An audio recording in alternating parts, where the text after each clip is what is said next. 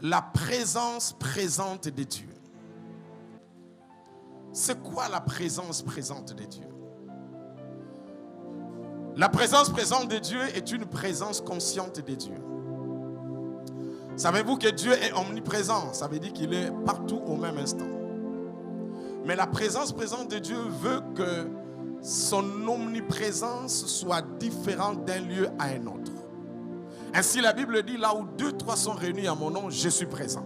Si tu écoutes ça sur le plan littéral, tu vas croire que là où les gens ne sont pas réunis en son nom, il n'est pas là. Non, il est là seulement. La simple différence est que là où les gens sont conscients et réunis au nom de Jésus d'une manière consciente, sa présence atteint une autre dimension dans le sens de la manifestation. Nous sommes ici présents, nous savons que Dieu est là, nous sommes conscients, nous sommes venus le chercher. C'est pourquoi l'atmosphère est pleine. Mais si tu vas sur le boulevard, Dieu aussi est là. Mais tu ne sentiras pas la même atmosphère que lorsque tu es là où les gens sont conscients. Mais la présence présente de Dieu aussi, c'est une présence provoquée par celui qui est conscient que cette onction doit être mise en œuvre.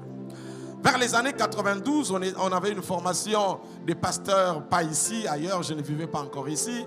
Et c'était Bonquet qui enseignait. Bonquet nous a dit, à chaque moment que je monte sur le pupitre pour prêcher, je cherche la parole de connaissance.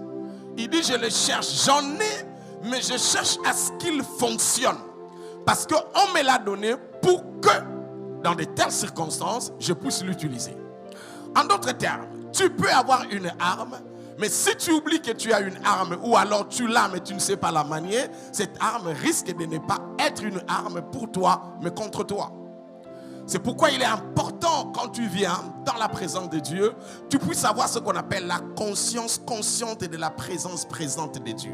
Il faudrait que cette présence présente soit active parce que ta conscience est consciente.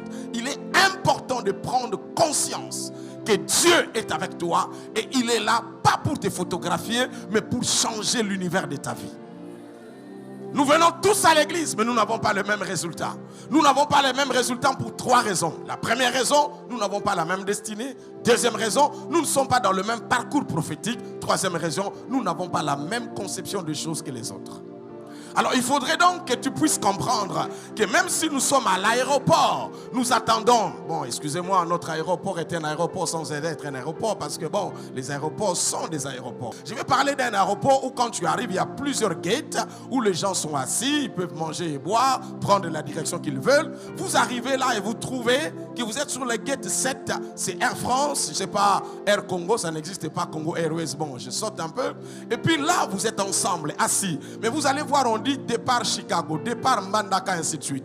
Vous avez tous les billets de Air France, mais vous n'avez pas tous le même avion de Air France. Le fait d'être dans le même gate ne veut pas dire que vous aurez le même avion. Le fait d'être dans la même compagnie ne veut pas dire que vous irez à la même heure. Même si vous allez dans le même avion, vous n'aurez pas les mêmes places. Même si vous avez les mêmes places, vous ne serez pas de la même manière.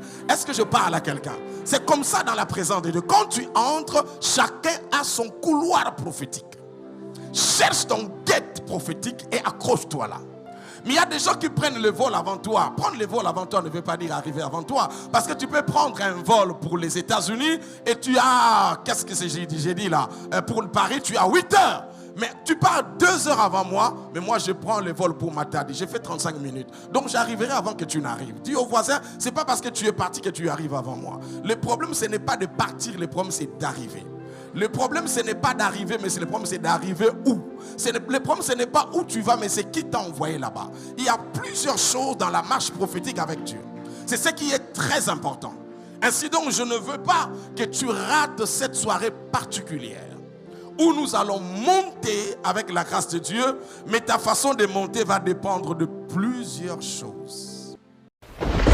C'est les derniers Hanouka que vous allez maîtriser. Après cet Hanouka, vous n'allez plus contrôler quelque chose parce que Dieu va vous étonner en dépassant les limites.